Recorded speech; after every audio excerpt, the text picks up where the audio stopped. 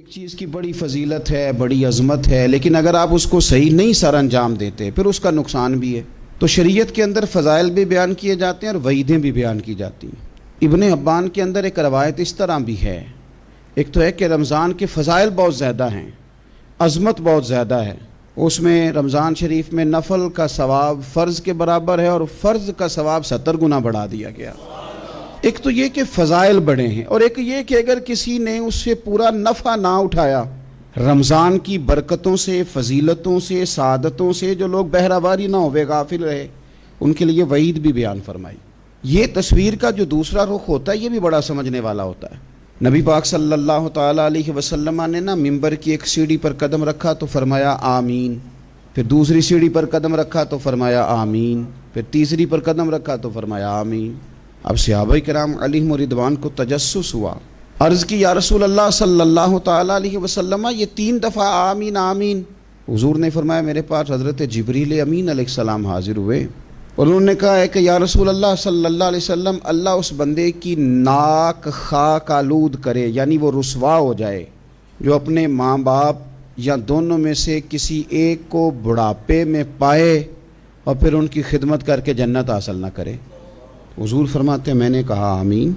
گویا حضور رحمت للعالمین ہیں، لیکن یہ بات اتنی ناپسندیدہ ہے ماں باپ کی نافرمانی کرنا کہ یہاں حضور نے بھی اظہار ناراضگی فرمایا آمین۔ پھر فرمایا دوسری سیڑھی پر جب میں نے قدم رکھا تو حضرت جبریل امین علیہ السلام اس وقت فرما رہے تھے کہ یا رسول اللہ صلی اللہ علیہ وسلم اس شخص کی ناک بھی خاک آلود ہو جائے جو اپنی زندگی میں رمضان کو پائے اور پھر بھی وہ جہنم سے آزادی حاصل نہ کر سکے، پھر بھی اس نے رب کو راضی نہیں کیا، رمضان ملا اسے، اس کی ناک خاک آلود ہو جائے، رسوا ہو جائے۔ تو حضور فرماتے ہیں میں نے کہا آمین۔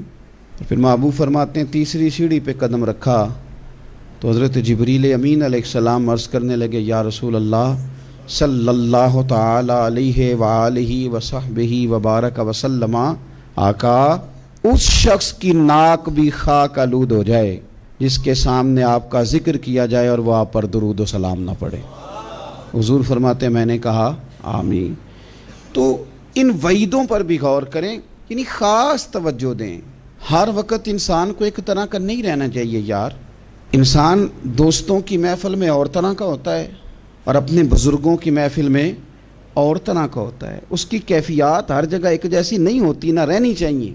تو ہماری وہ کیفیات نہیں رمضان میں ہونی چاہیے جو باقی مہینوں میں ہوتی ہیں۔ ہمیں غیر معمولی اہمیت اس مہینے کو دینی چاہیے، خاص ہماری توجہ ہونی چاہیے۔ اس لیے اس ماہ مقدس کا ایک لمحہ بھی ضائع نہ کریں اور پوری توجہ کے ساتھ اس ماہ مقدس کے اندر آپ اپنے سارے معاملات کو سر انجام دیں۔